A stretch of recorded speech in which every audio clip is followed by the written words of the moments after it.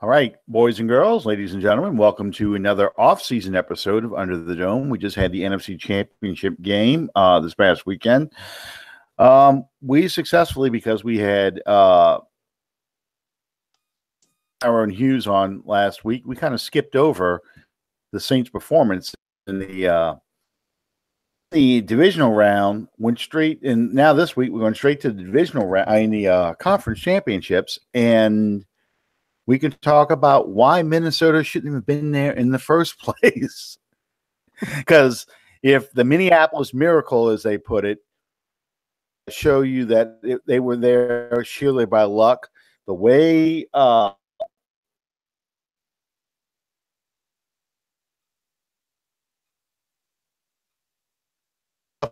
Eagles dismantled much, we probably would have given them a better fight than what we saw Minnesota put up. I'm your host tonight, Alan Ulrich. I'm here with my partner, Sean Williams, who is laughing now. How you doing tonight, Sean? Well, I don't think we could have referenced any better why Minnesota didn't belong there than what they did on Sunday, could we? Well, you know, it is what it is.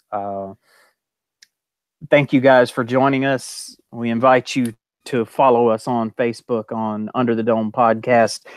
And also invite you to subscribe to our iTunes and YouTube channels at Under the Dome. And we want to thank Fan First Productions for being our sponsor. Yeah, that's it.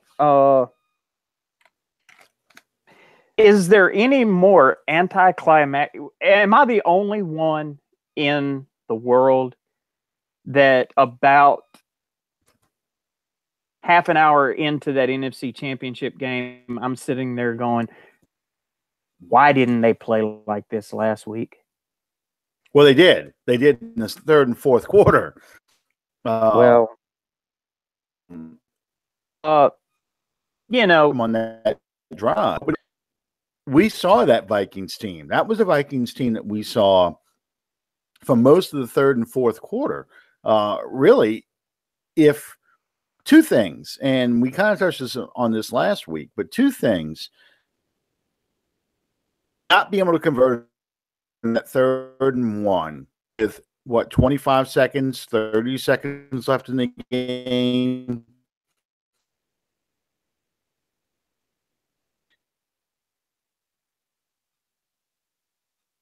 To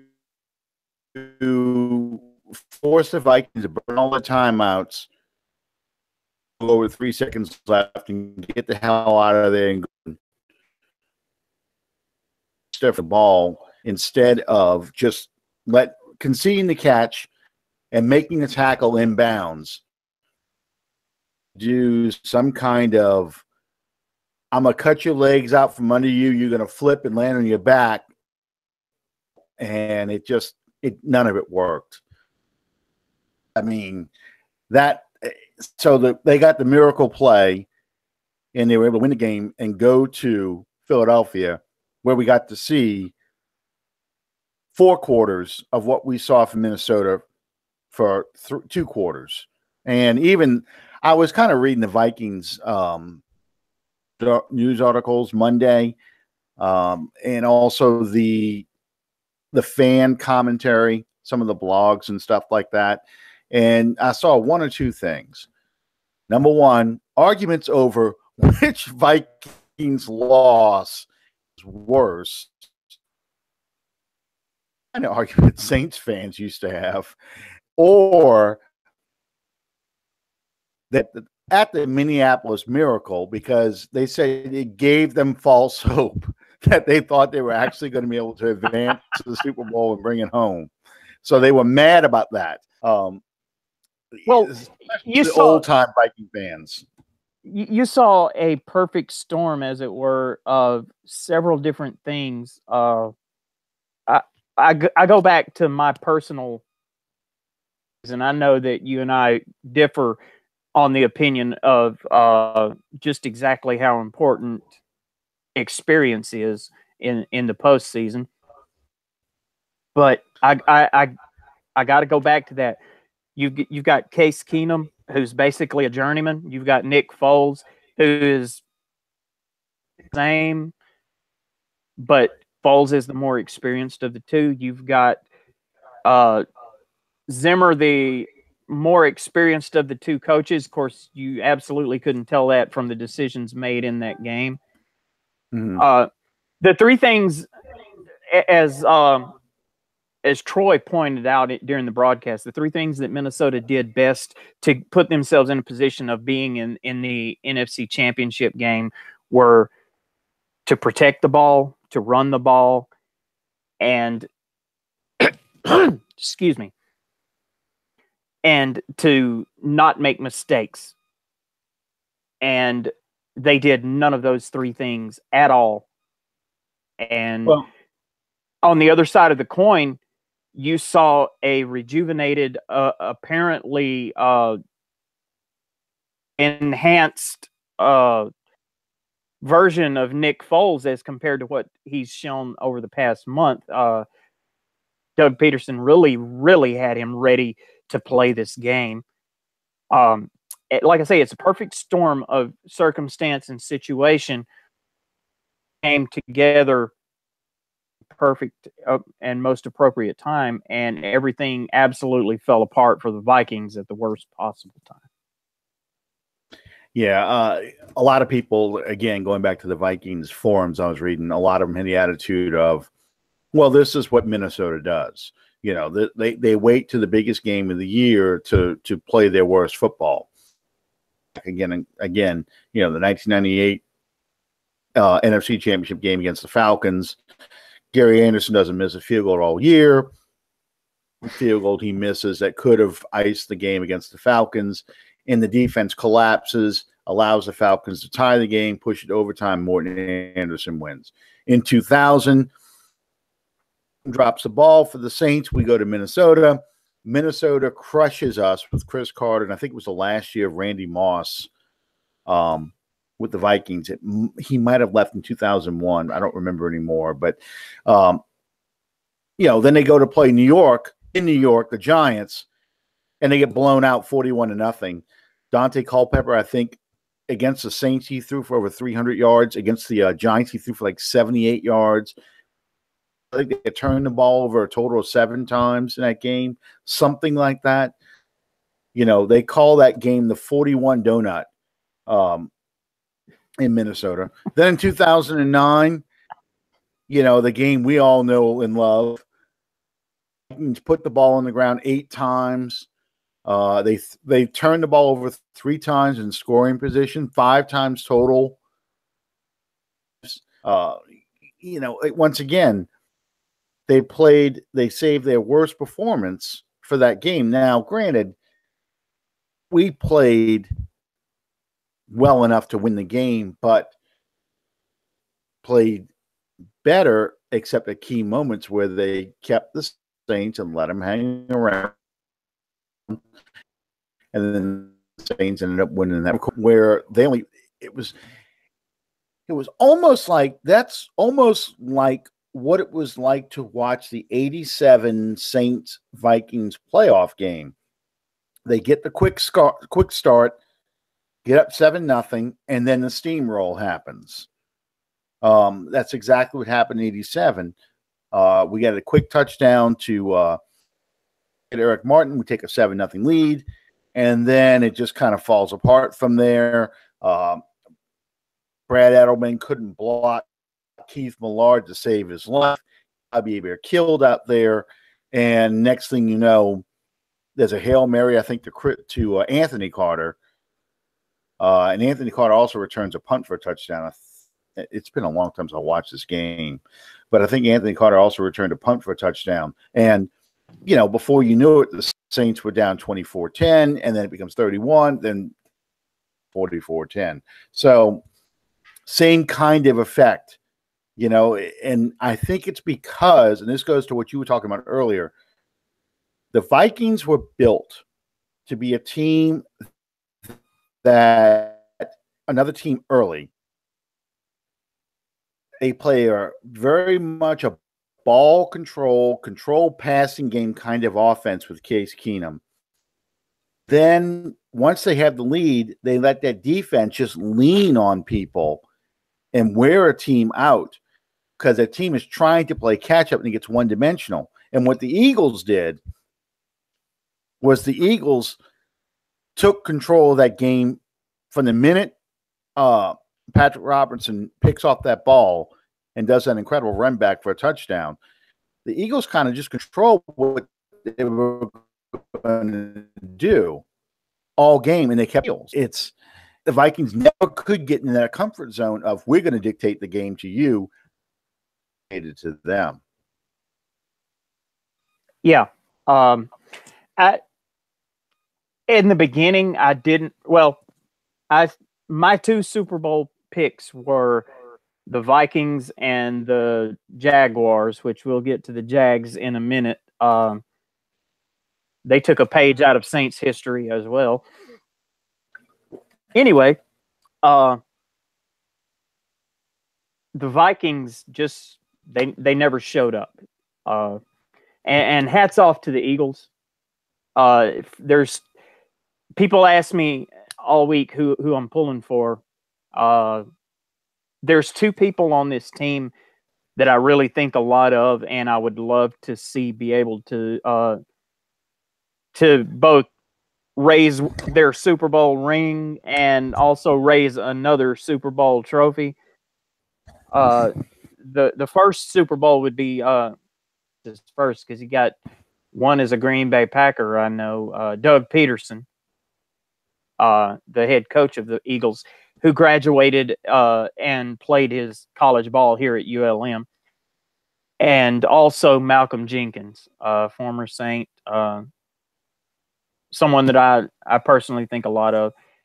I would love to see those guys succeed. And that being said, for the benefit of the Eagles, based on my picking last week, for the Eagles' sake, I'm going to say that I don't see much chance that they beat the Patriots. They'll go in and they'll trounce the Patriots this week. Or next week, I'm sorry.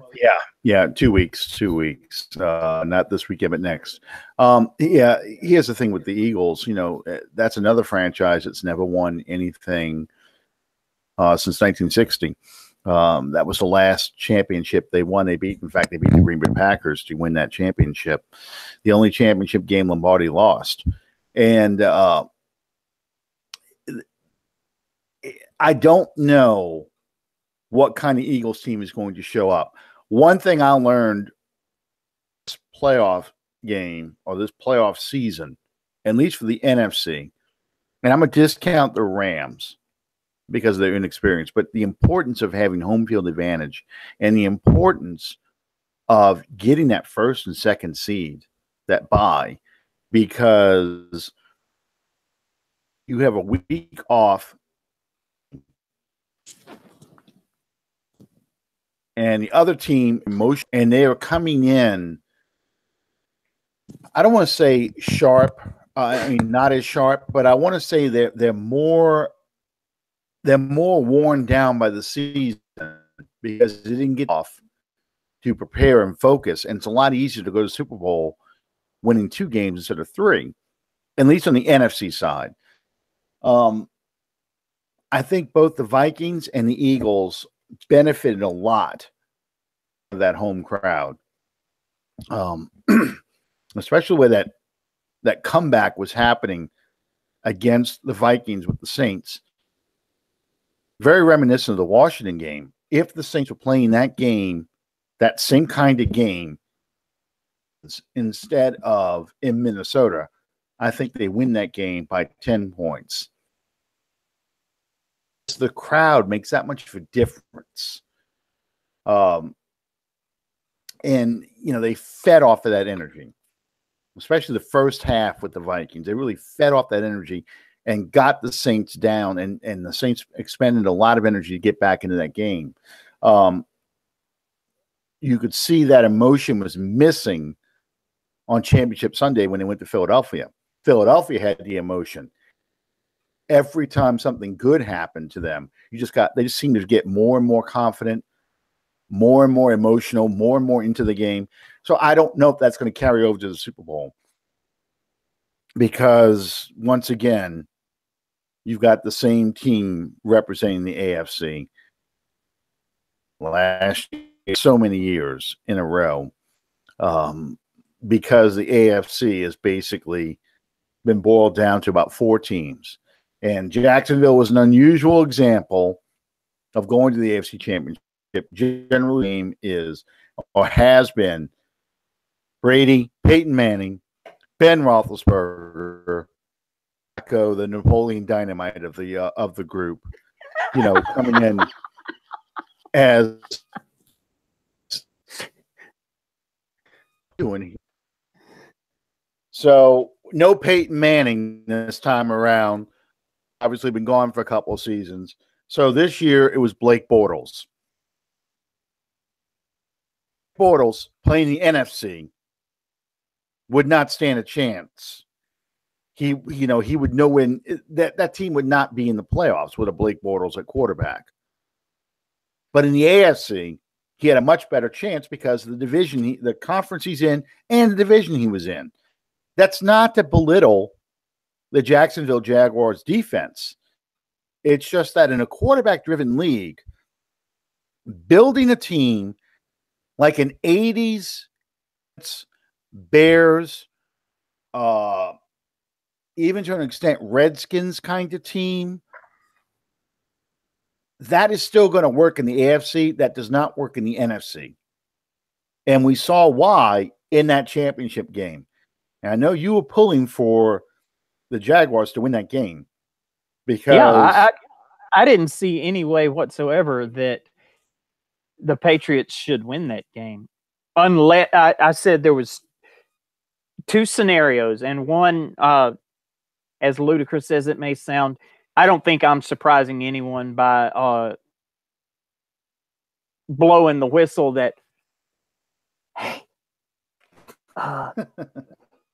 the Patriots get calls during the course of the game.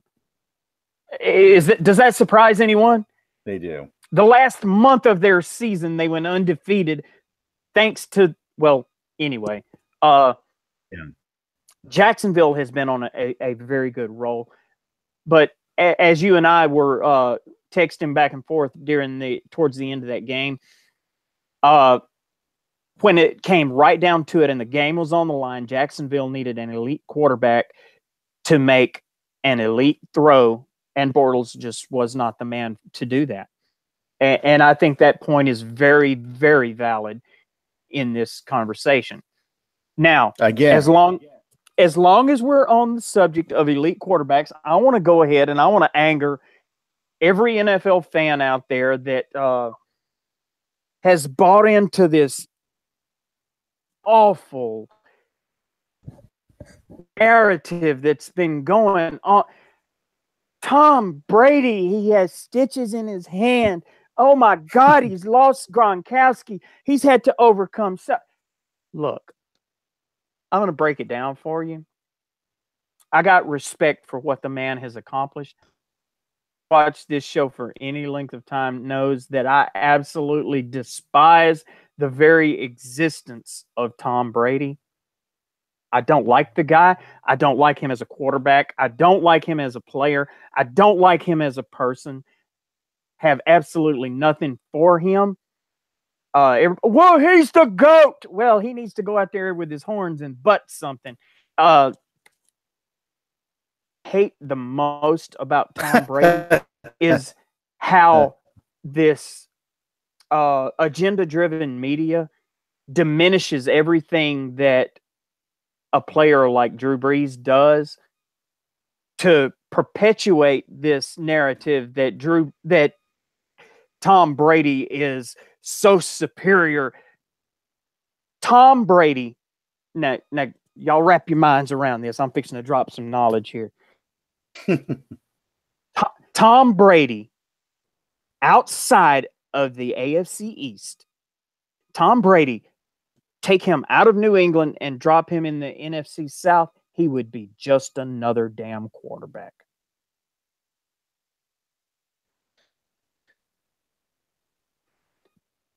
Okay, I'm going to take a breath. You can You can pick that up.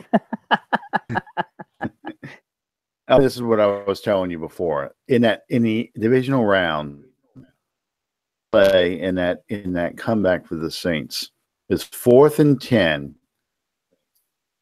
Back and throws pattern to Willie Snead, and Willie Snead gets it all. Where the defensive back could not get it on a timing route. Exactly when Snead makes his break, there's the ball. He reaches out, it pulls in. That throw made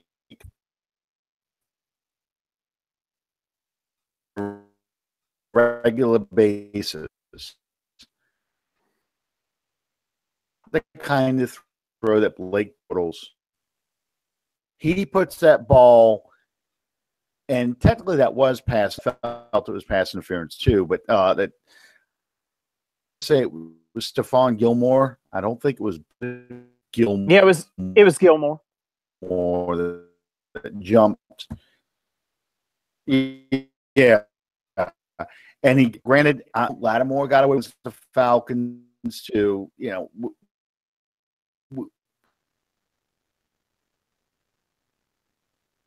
not going to the how do they not call a single holding call? I get that. They don't call a lot of things in the playoffs. There's games. There were times in the sixth playoff game they don't call that one.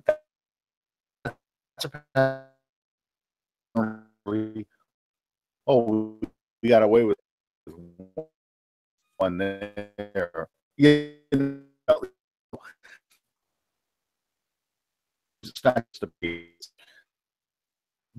But enough of those kind of throws, those critical. There was one issue, Fournette, to throw to Fournette, and instead of leading him, that is begin with, which is why that was such a great play. You hit Fournette there, he's taken off down the sideline, he's gone.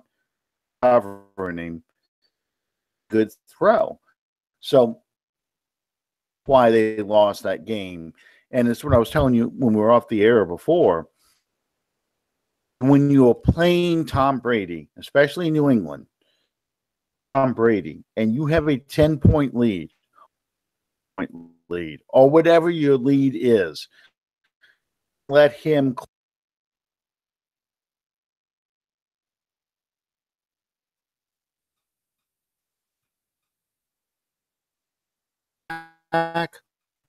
get back. All of a sudden, my thing just dropped out on me. So, Wow. Can you hear me? Yeah, man. You hear me all right? Right in the middle of the broadcast, it just completely dropped out on me. Those Falcons guys last week came back to see us, huh?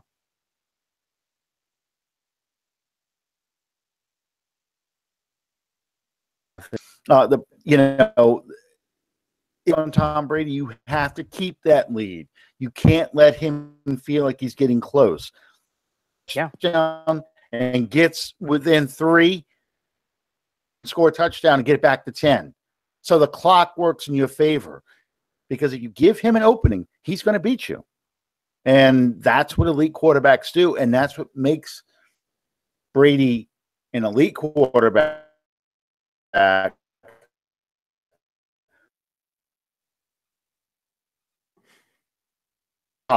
He's been to all these Super Bowls because he's done all these things, is over the top, because like LeBron James playing in the NBA, the East, Tom Brady plays in the AFC, where he doesn't have the competition he has in the NFC. And I listed that one time. Somebody was mad. They said, well, Drew Brees has been here for 12 years. He should have been at least 3 Super Bowls. Really now? Okay. We named the 4 quarterbacks who basically have been in the AFC Championship game every year since 2003. Okay? When Roethlisberger came into the league. That's why I picked that year. All right. You start going through the NFC. quarterbacks from 2003 and start seeing how many different quarterbacks have been there. And twice. Russell Wilson has been there twice. Other than that, Warner's been there. No, Warner's only been there once. Warner only made it the year he got to the Super Bowl game 2 times in a year. Since 2003, he did it. He did it once with the Rams. That was in 2000. Brady's. I'm outdated. Yeah, that was Brady's. And he also did it with the Cardinals. But, you start looking at players like Jake Delhomme. Yeah. I think McNabb may have been there twice. I don't remember when the last Eagles defeat was, but Brad Johnson, Brett Favre, Kurt Warner, Cam Newton, Matt Ryan. You go on down the list. It's almost, you just start checking off all the teams that have been to the NFC Championship game. And once again, this year, 2 quarterbacks who've never been there, Case Keenum and Nick Foles. It's in the NFC, you have much more complete teams with much more diverse rosters. Brady doesn't have to deal with that. Brady plays in a division where at least 2 of the 3 teams are picking in the top 10 of the draft every year. He is playing in a division where you've got those 4 quarterbacks who always seem in the playoffs, and you've got 6 teams that are always picking in the top 10 of the draft. Yep. So but that's what aggravates me when it comes to hearing about Tom Brady versus, say, Drew Brees. Because Brady gets a lot of props for the fact that he plays in a weak conference. Absolutely. Say he's not an elite quarterback. That's not to say what Belichick and the Patriots do is not impressive. It's just you don't play the team that the teams in the NFC have to play. And I know I got Brady people probably seeing this thing going, oh, yeah, well, when the Saints played the Patriots, they got a losing record to them. When the Falcons play the Patriots, they got a losing record to them. What do you mean? They got to lose. Every team that has a losing record to Tom Brady and the Patriots. Yes, but they only play Brady 3 times. They're not playing him every year like say the Jets are, because they're not in the same division. They're not playing the Patriots every year. Steelers seem to be. Okay? And he owns the Steelers. Belichick owns the Steelers. That's the difference. That really is. If Brady had to play the Seahawks twice a year, that would be different, especially from 2002 to 2015. You had to play the Seahawks twice a year.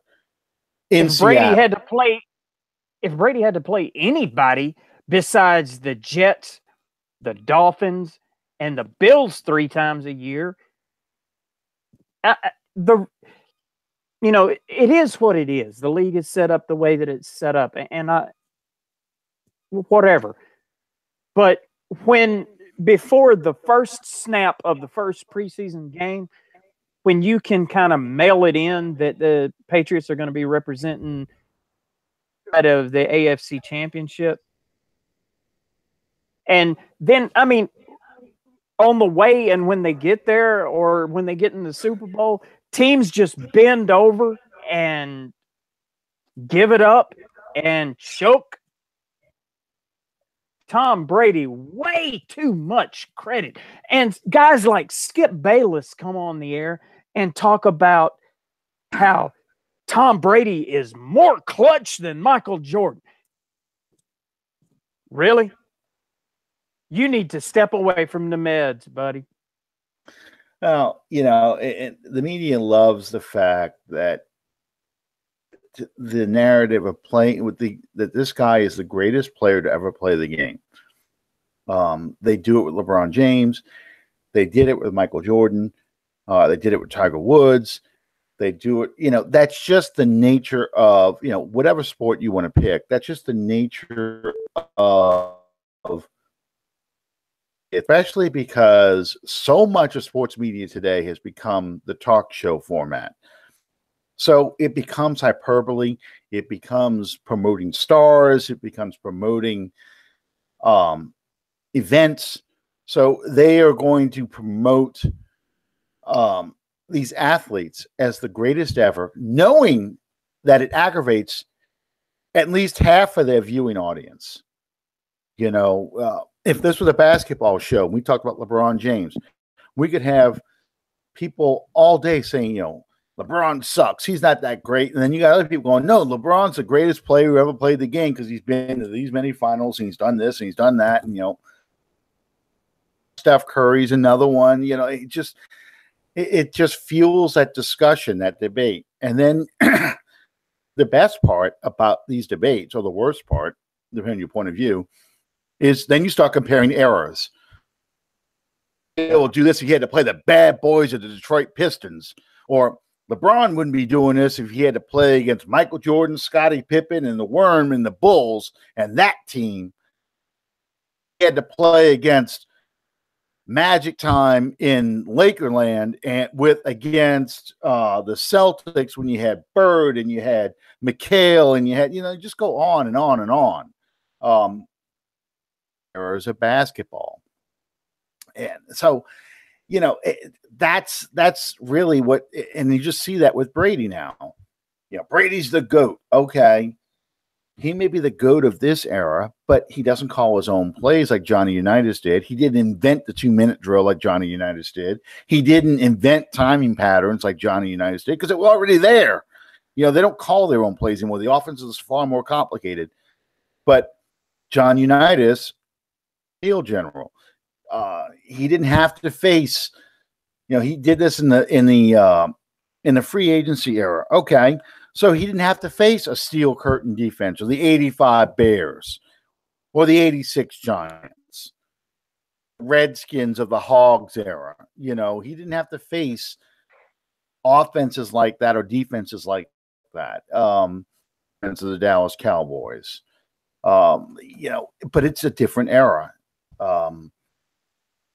So that's my biggest complaint when it comes to the hype. Just keep it in context. He is best quarterbacks to play the game, but for this era, you cannot, because Otto Graham won more championships than Brady did. But we don't talk about Otto Graham because Otto Graham did that in the 50s. The Super Bowl didn't exist. He won the AAFC, and he won NFL championships. Won the first year the Browns were in the NFL from the AAFL, and the commissioner, Burt Bell, to teach the Browns a lesson, scheduled the first game of the season, first game of the regular season, the Browns to play the NFL championship team, the Philadelphia Eagles, because the Eagles won the championship that year, the year before, scheduled the Browns to play the Eagles, and all the Browns did was completely destroy the Eagles because no one had ever seen that kind of offense before. Because once again, was inventing things that we do today. He invented the playbook, passing patterns. He invented the draw play. He invented the passing pocket where he had all his blockers turn out and form a cup, and that became the passing offense. Things that people to do back then. So the Browns won as many games as they won because he was doing groundbreaking things that no one had never seen before. Anyway, enough history. I'm giving a lot of history to the NFL in this. We're going to start looking at the Saints off season now. Yeah. We're doing what maybe with 2 positions a week. back over the 2017 season and do sort of a seasonal positional analysis, if you want to call it that. And this week, we're going to take a look at the offensive and defensive lines. We'll start with the offensive line. Alan, how would you grade the offensive line the 17, well, I guess 17, 18, 19 weeks that they were out there? How would you look at that? I'm going to give them, believe it or not, I'm going to give them an A. And here's why. And we're going to start with Zach Strief and Teron Armstead first, because they were the first two players around. Unger coming off of a foot injury that he didn't practice or hardly played at all in preseason. And then you started a rookie, Ryan Ramczyk, and a free agent guard, Larry Warford, who's an alternate now for the Pro Bowl. So the Saints have now 7 Pro Bowlers this game coming up this weekend. So given that kind of mess,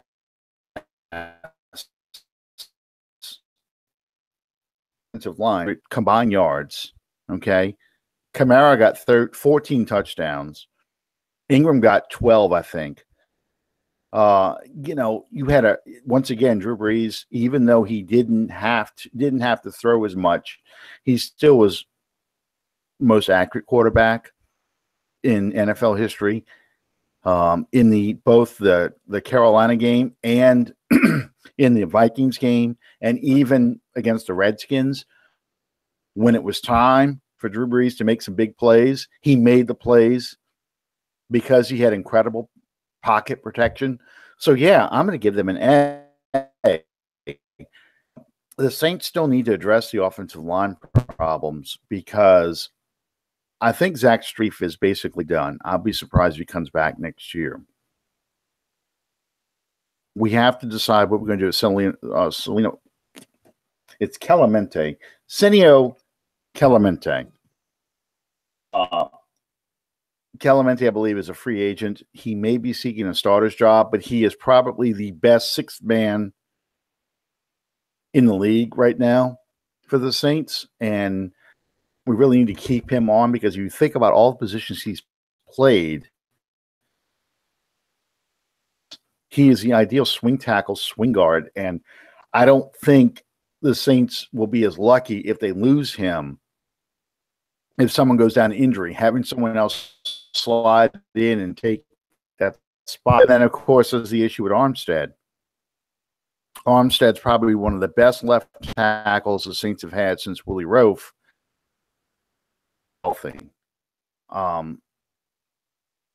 He played, my understanding, he played with a torn hip flexor, I believe, against the Vikings. So it was highly unlikely he was even going to play if we would have won that game. Play in Philadelphia. They may have taped it up and tried to make him tough it out. But once again, we have more games where Armstead was not in the lineup compared to games where he was in the lineup this year. Left tackle is something we're going to have to think about, at least in the draft, maybe to bring in somebody young to groom as that alternate swing tackle, either on the right or left side. I think Ramczyk's has his permanent home on the right side. And Pete showed he's a great guard, a much better guard than he can play tackle, but he's a much better guard. Orford turned to be a solid guard, and Unger looks good. So my take on the offensive line. I agree with you. I would give the offensive line an A+. As you alluded to going into that, the narrative surrounding the offensive line going into the season wasn't that great because this one was hurt, this one was wobbling, this one could get hurt, this one is old. And at the end of the day, I think that if the truth were told, what took its toll the most against the New Orleans Saints in the run that they made this year was the lack of depth on the offensive line. And by lack of depth, the injuries just kept piling up. And if I understood it correctly, when we went to Minnesota, we only had 7 offensive linemen active for that game. Yeah, so we could have lost 1 player, and that would have been all that we had on staff to deal with the issue. Ramczyk, I think it's sort of funny looking back at it now. I can remember the outrage, part of which was mine, that we spent a first-round draft pick on an offensive tackle. I was absolutely livid. There was so much. I mean, we had all this stuff that we needed to do, and we took an offensive tackle. How very Sean Payton of us. And you look at it with the season in the rear view instead of in the windshield, and he made the right call. I give them an A+ all the way. Off-season priorities that I think they need to focus on is, as I said, probably would be best to move on from Strief and allow Ramczyk to assume that role as he did when Strief went down. Given Strief's career here, which for those not in the know, Strief has spent his entire, is it 11 or 12? It'd be they count 2006, so that would be 12 years. Okay, he spent his entire year. He spent his entire career here in New Orleans. I would love just one of those, for whatever it's worth, things. I would love to see Strief move into the coaching ranks for the team and help to bring these new players along to a level that helps this team better. Kelameet, I believe we need to probably retain, and looking at probably a mid to late round addition on the offensive line, depending on who it is and where you value them. That we'll get into all of that later on in weeks to come when we start talking draft strategy. And the last little caveat here, who would you pick as the most valuable player on the offensive line? I'm going to say Ryan Ramczyk, the rook. I'll tell you why.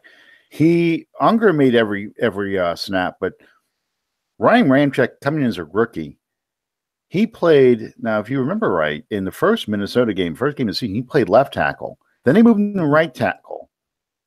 He took every snap long, and I can only think of about 5 plays maybe all season that Ramczyk really got beat. And it's just like, it was more, hey, that's kind of unusual that he got beat there, more than, oh God, there he goes again kind of thing. Like we said, you look at Andres Pete's rookie season. He struggled. He was getting schooled by average defensive ends. Ramczyk played against some good players. And I think he would have, remember J.J. Watt said, you guys need a new right tackle when he abused Strief. Or maybe in 2016. I don't remember what year it was. I think it was 2015. No, that was probably the lowest. Yeah, it was 2015. Anyway, we never had that kind of game. No matter who he faced, we never had that kind of game. Even in the playoffs against Carolina and against Minnesota, we never saw Ramczyk get handled. And I don't recall too many times where he had help on his side to get him. So, I mean, to get him up to speed and get him Drew's it's Drew's sighted side, but at the same time, Drew is only 6 feet tall, so he does need good protection on that side.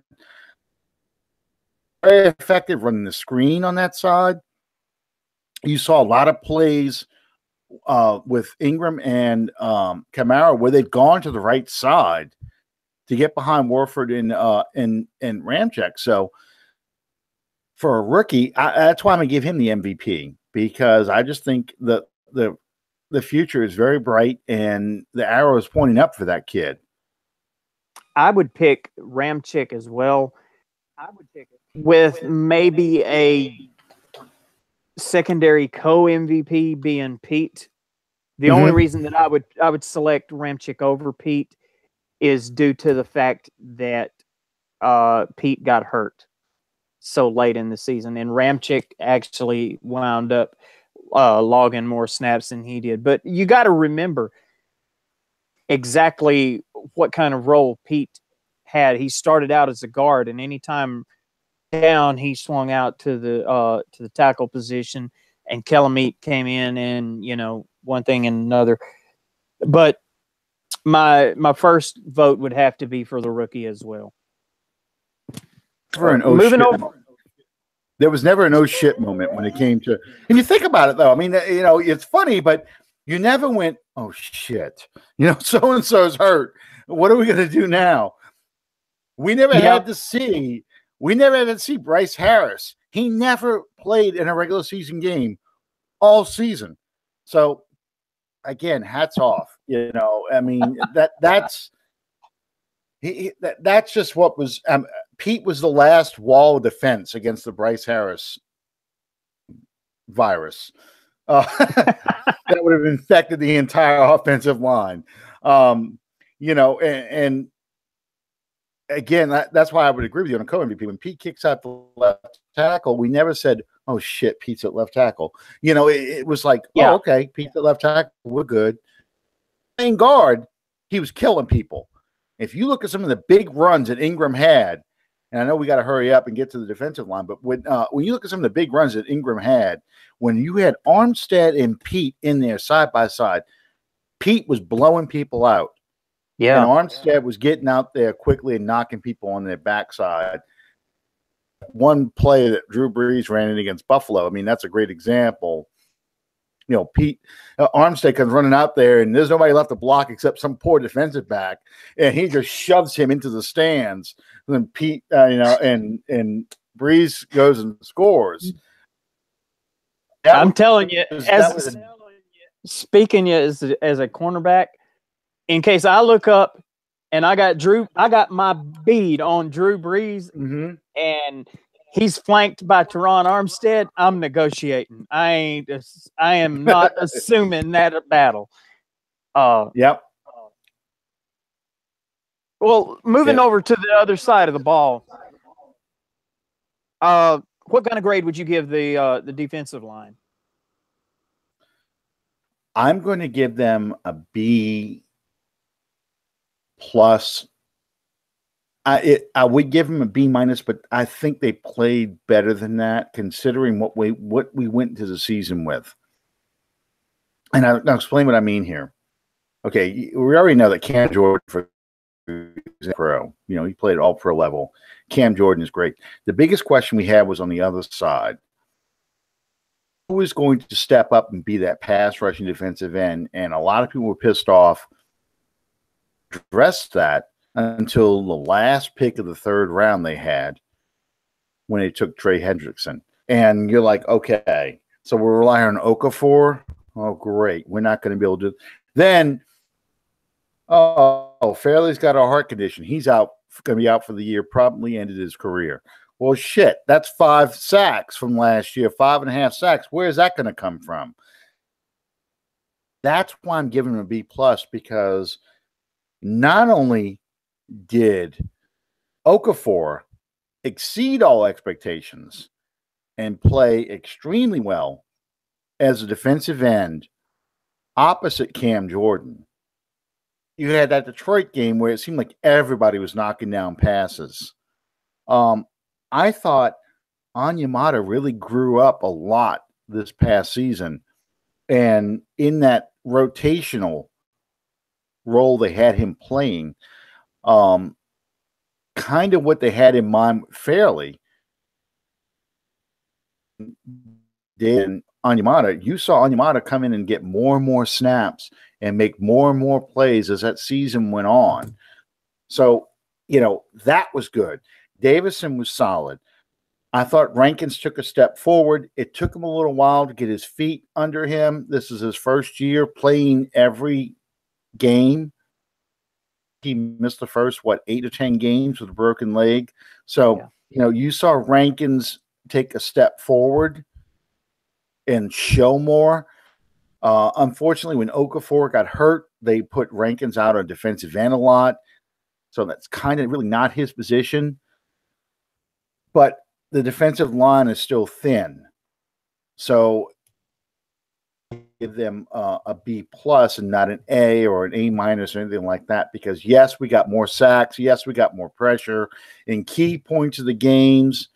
You think about the Carolina playoff game and so forth. They were getting sacks to the quarterbacks, but sometimes it took some blitzing to get that. I think we could use to replace Fairley, and I think we need some more depth as a pass rusher, because after Okafor, you really saw a pretty steep drop. Yeah. As far as quality pass rushers. And once Okafor was gone after the Jets game, I think, or the Redskins game, one of those two games where he tore his, Achilles tendon. It was the Skins. Okay. That's where you really saw the drop off as getting pressure without having to blitz as much. So we still need another pass rusher. I think Hendrickson's a good role player like Onyemata, able to come in and rotational, give, when you can take guys off the field for a little while, let it breathe. Can't be, I think, this year in defense. I don't think he ever can. Keep doing that year after year after year. You need to be able to rotate someone in to help out without the defense struggling or losing a lot. And I think that's where Hendrickson fits in. So I think they need to pair him up with another defensive end tackle to come in and help out this defense. I think that's actually where I think the Saints will probably go in the first round. I think there's a defensive tackle I'm going to be watching from Clemson who I think is probably going to be there in the low 20s. And I think that's what the Saints are going to target with their first pick. Does that mean we're not going after Baker Mayfield? Oh, I'm sorry. That's another conversation for another time. That was a joke, by the way. Yeah, I would give them. I'm kind of torn between a B minus and a C, and the reason that I go so low is because for the defensive line, in my mind, you're looking at basically two separate seasons in one. You had with Okafor and without, and as you alluded to in your explanation, the drop off from Okafor to, I guess it was Hendrickson that moved out when Okafor went down. Well, it was Kiaka and Hendrickson. They tried using 44. He's really a 3-4 outside linebacker that has kind of bulked up, put a little lead in his ass to play in a 4-3 defense. You're laughing at Mike because I can't say his name, right? Yeah. Okay, but I'm sorry. How very unprofessional of me. Yeah, well, that's the problem you have with him right now is that he is not a complete defensive end. He's a pass rusher, but a guy who has to play in a stand-up position. He's not somebody who can put his hand in the dirt and rush the passer from a stance. He has to be able to get his speed up and get to the outside and bend the corner.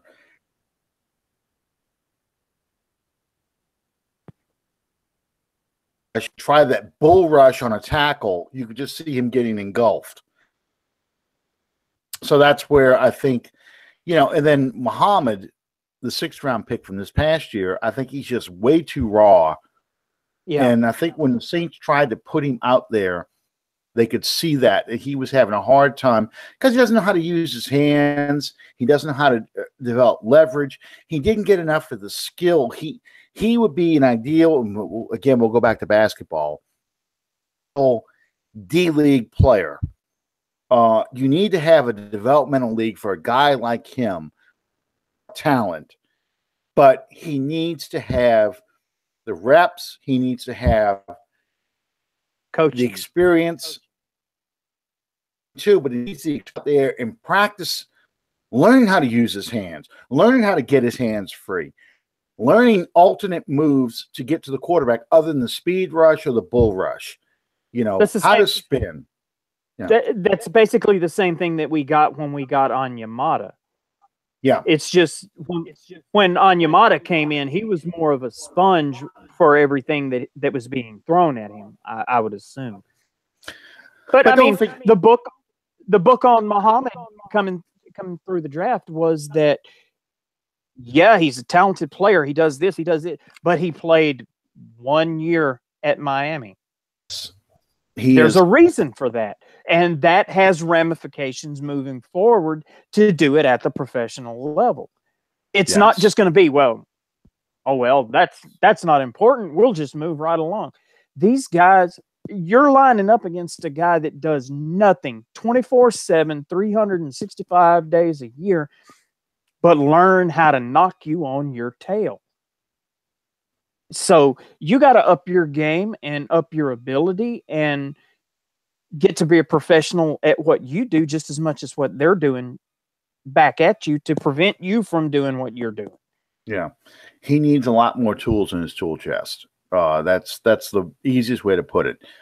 A lot more pass rushing moves and just learning how to do what you want to do so you can make a play to the quarterback. You watch Cam Jordan has a lot of tools in his tool chest, and that's why he is so good. Well, you see the fruits of I'm sorry. This delay is killing me. I'm sounding like I'm butting in on you all the time. No, you're good. Just go. Just go. You see the fruits of what we're talking about with Onyemata. He was last year. He was a rookie.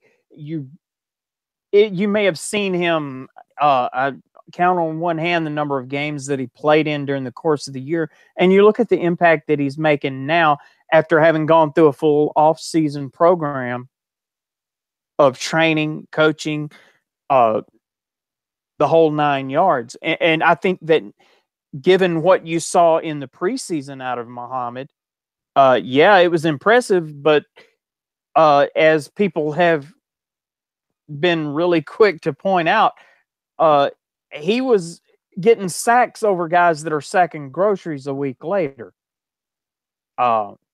And that's nothing against grocery sackers by any means, but you get you get the gist of what I'm saying. I think in the off season, what the priorities need to be for that defensive line is, as you said, again, I have to agree with you. We must add some depth because, like I just said, once you saw Okafor go down, you saw an incredible drop in the level of play and the talent that we had to bring to bear. Who's to say where this defense might have gone with Okafor in the second half of the season? It's really pointless for me to speculate on that, so I won't. But you're going to have a very much improved Onyemata from this season. I think, excuse me, one of the off-season priorities that for this defensive line, I'll go ahead and say it. One of the priorities has got to be re-signing Okafor. Yeah, I think so too. I think re-sign him. I'll be surprised I'll be surprised if they don't. I think they've invested a lot of time and money in him. You're seeing a lot of the results, and he's got 2 years left because this will be his third year. He was a rookie last year. And he's got a 4-year deal. So I believe he's got one more year because he's a 4th-round pick in 2016. So yeah, he's got 2 more years left. But yeah, they invested a lot of time and money in him. The key will be getting a guy, that third tackle, who can play the 3 technique and also play the nose. And that's why I'm looking at that kid from I can't remember his name right now. I was just getting ready to look that up. Wilkins, I think it is Christian Wilkins. Clemson? Yeah. I think you're right. That sounds familiar. Yeah. Christian Wilkins, tackle. He's 22 years old, 6'4", 300 pounds. Played at Clemson. He's an ideal fit for the Saints because he's played both outside and inside. Obviously, and he's just a big kid. I know Deuce will probably talk more about him on his podcast when he starts talking about draft picks because that's what he does. He's a scout. But I'm not sure if he's purely a 3 technique. What I've read, he can play almost any position in the defensive line. I think he'd be a solid nose guard for the Saints, who can slide over to the 3 technique if he had to, and he can also slide outside if they were only going to rush 3. So, he gives the Saints a lot of flexibility, and he's somebody I think will slide down to that 25th, 26th, 27th pick. I think we're picking 27th. Yes. Yeah, so it's fit. You're not going to get your Baker Mayfield. You're not going to get your Sam Donalds and all those quarterbacks, and everybody's in all in love with quarterbacks. That's not going to fall to you at 27, unless somebody puts marijuana in Baker Mayfield's or gets a picture of him with a gas mask on, like the Sandman from the 1940s, sliding down to the 20s where you can get him. Well, we're going to get more into that particular position. It's going high. Exactly. We're going to get more into the quarterback position in a few weeks. Whatsoever as to who the MVP was for the DL unit? Oh, well, clearly Cam Jordan. I mean, all the stats speak for themselves. He was first-team All-Pro. If he's not in the top 20 on that damn top 100 crap the NFL Network does, I'm going to really be pissed off because he did just about everything that J.J. Watt did a few years ago when they were calling him J.J. SWAT. Just not the name recognition, not the like you were talking about with Brady, not all the hype behind him. He just went out there, bad pass to the passer, stopped the run. He did everything you would want out of a defensive end. And he played at an elite level, took every snap on defense, never came out of the game. And he was just as strong in the first quarter as he was in the fourth quarter. That last against the Carolina Panthers, if you think about it, in the playoffs, Bell was there. Von Bell hit him. But who was also there? Okay. Cam Jordan also forced the intentional grounding call when he beat not only the tackle, but then he beat Christian McCaffrey to force Cam Newton to throw it in the stands and get the intentional grounding call. Forced Case Keenum to throw that pick to Marcus Williams too. Yep, he did. He also had the big play in the Redskins game. Yep. On second down, the big sack on that first drive, I think in overtime, he had the big sack. So, I mean, on game after game. You needed a big play. Cam Jordan is either going to make it, influence it, so others can make it. So, yeah, he's my MVP. He's my borderline MVP for the team. He's I think he deserves credit for being defensive MVP of the league. Yep. Or not credit, I'm sorry, consideration. Yeah. I don't think there's any doubt whatsoever, and I think probably one of the most overlooked qualities that Cam brings to the equation is his leadership on this team as well. Absolutely.